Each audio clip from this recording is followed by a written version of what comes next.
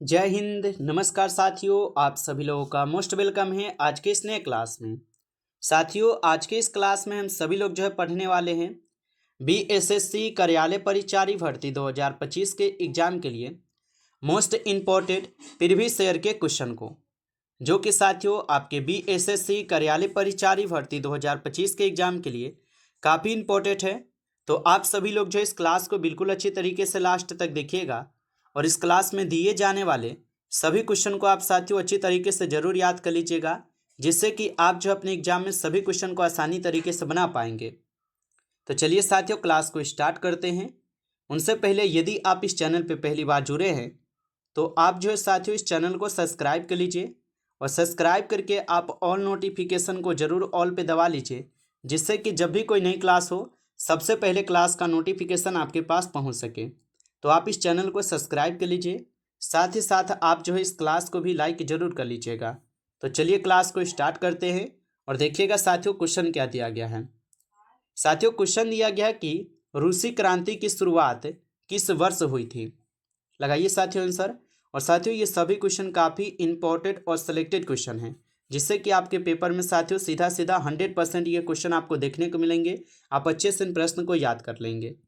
और बताइएगा साथियों कि रूसी क्रांति की शुरुआत ये किस वर्ष हुई थी।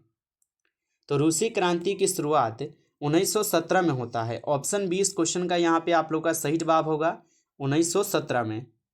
चलिए अगला प्रश्न देखिएगा साथियों। क्वेश्चन है union of Soviet socialist Republic कब अस्तित्व में आया था। लगाइए आंसर कि union of Soviet socialist Republic कब अस्तित्व में आया था। तो साथियों यहाँ पे आप इस क्वेश्चन का सही जवाब ऑप्शन डी कीजिएगा, वर्ष 1923 में। ऑप्शन डी इस क्वेश्चन का सही जवाब है, वर्ष 1923 में। अगला प्रश्न क्वेश्चन दिया गया है कि वैज्ञानिक समाजवाद का सिद्धांत किसने दिया था। तो वैज्ञानिक समाजवाद का सिद्धांत किसने दिया था। तो साथियों याद रखेंगे वैज्ञानिक समाजवाद का जो सिद्धांत है ये साथियों कौन देते हैं। तो एंगल्स और कार्ल मार्क्स दोनों के द्वारा। ऑप्शन सी इस क्वेश्चन का सही जवाब है साथियों, याद रखेंगे। अगला प्रश्न क्वेश्चन है कि चीनी क्रांति का नायक कौन था। चलिए बताएंगे कि चीनी क्रांति का साथियों नायक कौन था। तो चीनी क्रांति का नायक सुन यात सेन हो जाएंगे। ऑप्शन यहाँ पर आप लोग का 20 क्वेश्चन का सही जवाब हो जाएगा, याद रखेंगे। अगला प्रश्न देखिए साथियों। क्वेश्चन है कि चीन के जनवादी गणराज्य की स्थापना कब हुई थी। साथियों ये सभी क्वेश्चन काफ़ी इंपॉर्टेंट और वीवीआई सेलेक्टेड क्वेश्चन हैं, जिससे कि आपके पेपर में साथियों 100% ये सभी क्वेश्चन आएंगे। आप अच्छे से इन प्रश्न को याद कर लेंगे। और बताइए कि चीन के जनवादी गणराज्य की स्थापना कब हुई थी। तो याद रखेंगे वर्ष 1949 में होती है। ऑप्शन सी इस क्वेश्चन का सही जवाब है। अगला प्रश्न के साथियों क्वेश्चन है यूरोप का मरीज ये किसे कहा जाता है। तो यूरोप का मरीज साथियों ये किसे कहा जाता है। तो यूरोप का मरीज तुर्की को कहा जाता है। ऑप्शन सी सही जवाब है, तुर्की को। नेक्स्ट क्वेश्चन है कि एक राष्ट्र एक नेता का नारा किसने दिया था। चलिए बताएंगे एक राष्ट्र और एक नेता का नारा साथियों किसने दिया था। तो याद रखेंगे एक राष्ट्र और एक नेता का जो नारा है साथियों ये आपके हिटलर के द्वारा दी जाती है। ऑप्शन ए सही जवाब है, हिटलर के द्वारा। नेक्स्ट क्वेश्चन है कि किस देश ने त्रिकूट का निर्माण साथियों किया था। बताइए किस देश ने त्रिकूट का निर्माण किया था। तो साथियों याद रखेंगे आप सभी लोग ये इटली, ऑस्ट्रेलिया, जर्मनी ये सभी करते हैं। ऑप्शन डी इस क्वेश्चन का आप लोग का यहाँ पे सही जवाब है, इनमें से सभी। चलिए नेक्स्ट क्वेश्चन कर बढ़ते हैं और नेक्स्ट क्वेश्चन देखिएगा। क्वेश्चन क्या दिया गया है साथियों। क्वेश्चन दिया गया है कि निम्न में से कौन सा देश मित्र राष्ट्रों में शामिल था। बताइए साथियों कि निम्न में से कौन सा देश है जो कि मित्र राष्ट्रों में शामिल था। तो आप सभी लोग याद रखेंगे इंग्लैंड हो जाएंगे, जापान और अमेरिका ये तीनों थे। तो ऑप्शन यहाँ पर आप लोग का क्या होगा, डी हो जाएगा साथियों, इनमें से सभी आप लोग याद रखेंगे। नेक्स्ट क्वेश्चन है कि फ्रांस की क्रांति की शुरुआत किस वर्ष हुई थी। तो फ्रांस की क्रांति की शुरुआत साथियों किस वर्ष हुई थी। तो याद रखेंगे 1789 ईस्वी में होता है। ऑप्शन सी इस क्वेश्चन का सही जवाब है। नेक्स्ट क्वेश्चन है कि जर्मनी के एकीकरण हेतु बिस्मार्क ने किस नीति का अनुसरण किया था। तो जर्मनी के एकीकरण हेतु बिस्मार्क ने किस नीति का अनुसरण किया था? तो साथियों याद रखेंगे लौह एवं रक्त की नीति। ऑप्शन ए आपका सही जवाब है, लौह एवं रक्त की नीति। अगला प्रश्न देखिएगा साथियों, क्वेश्चन है किस वेद को भारतीय संगीत का यहाँ पे मूल कहा जाता है? बताइए साथियों, किस वेद को भारतीय संगीत का मूल कहा जाता है? तो याद रखेंगे सामवेद को साथियों भारतीय संगीत का मूल कहा जाता है। ऑप्शन डी सही जवाब है, सामवेद। नेक्स्ट क्वेश्चन है कि महात्मा बुद्ध को किस स्थान पर महापरिनिर्वाण प्राप्त हुआ था? चलिए साथियों आंसर लगाएंगे कि महात्मा बुद्ध को किस स्थान पर महापरिनिर्वाण जो है प्राप्त हुआ था? तो साथियों याद रखेंगे कुशीनगर में। ऑप्शन डी इस क्वेश्चन का यहाँ पे आपका सही जवाब है, कुशीनगर में। अगला प्रश्न क्वेश्चन दिया गया साथियों कि भगवान बुद्ध ने अपना पहला उपदेश जो है ये कहाँ पर दिया था? लगाइए आंसर। और साथियों अभी तक आप लाइक नहीं किए हैं इस क्लास को, तो आप इस क्लास को ज़्यादा से ज़्यादा एक बार लाइक कर लीजिएगा। चैनल पे पहली बार जुड़ रहे हैं तो आप इस चैनल को भी सब्सक्राइब कर लीजिए। सब्सक्राइब करके आप ऑल नोटिफिकेशन को जरूर ऑल पे दबा लीजिए, जिससे कि जब भी कोई नई क्लास हो सबसे पहले क्लास का नोटिफिकेशन आपके पास पहुँच सके। तो आप इस चैनल को सब्सक्राइब कर लीजिए। और यदि आपको रिवीजन के लिए PDF चाहिए तो आप कमेंट करके बता सकते हैं। और बताइएगा कि भगवान बुद्ध ने अपना पहला उपदेश कहाँ पर दिया था?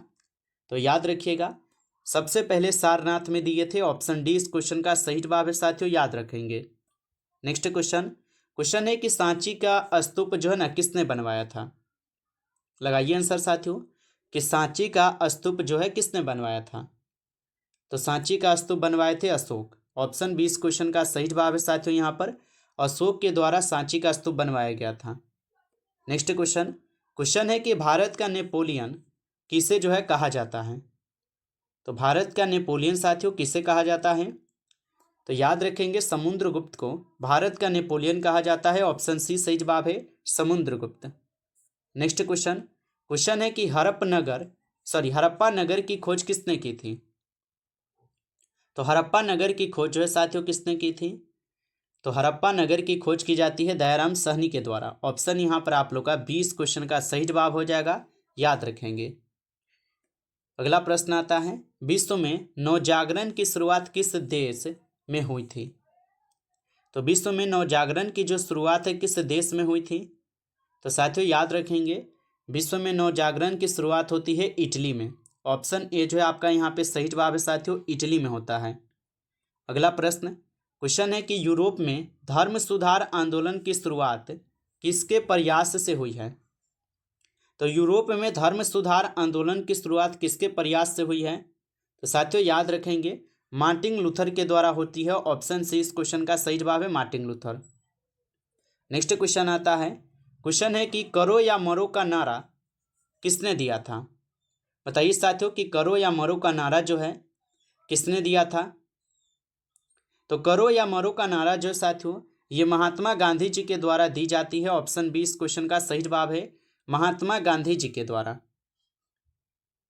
चलिए नेक्स्ट क्वेश्चन देखिएगा साथियों। क्वेश्चन है कि दिल्ली चलो का नारा किसने दिया था? चलिए बताएंगे साथियों कि दिल्ली चलो का नारा जो है किसने दिया था? तो दिल्ली चलो का नारा जो है साथियों ये सुभाष चंद्र बोस जी के द्वारा दी जाती है। ऑप्शन यहाँ पर आप लोग का 20 सही जवाब है साथियों, सुभाष चंद्र बोस जी के द्वारा।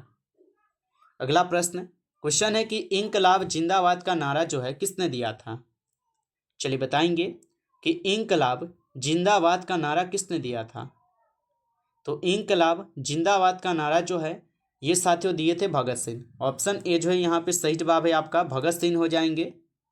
अगला प्रश्न देखिएगा। क्वेश्चन है कि ओणम त्योहार किस राज्य में मनाया जाता है?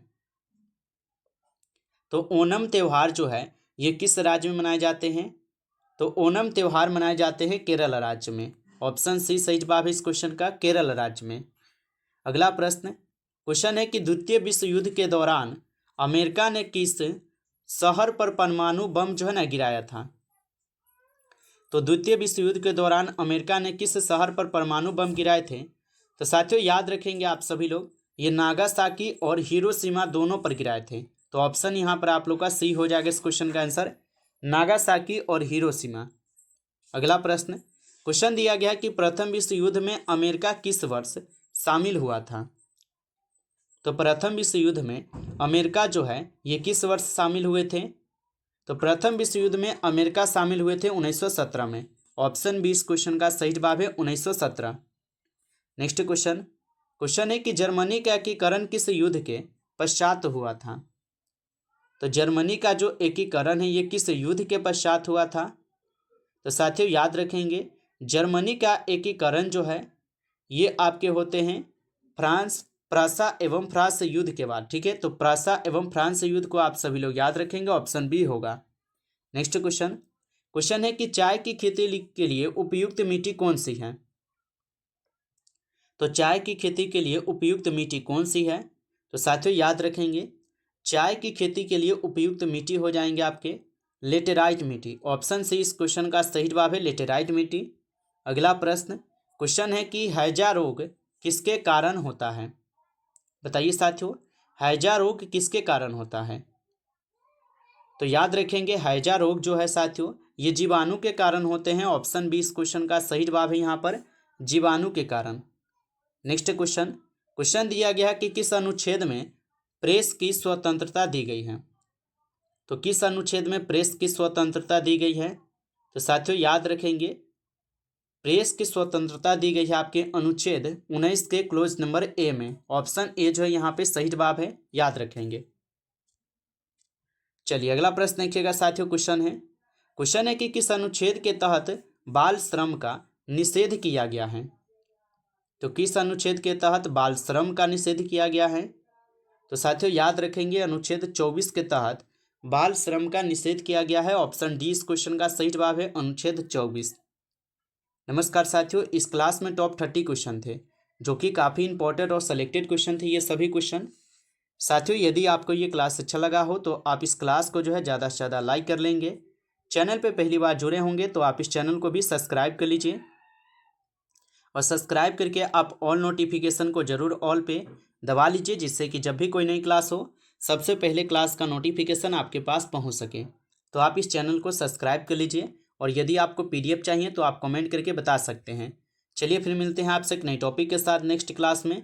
तब तक के लिए जय हिंद, जय भारत।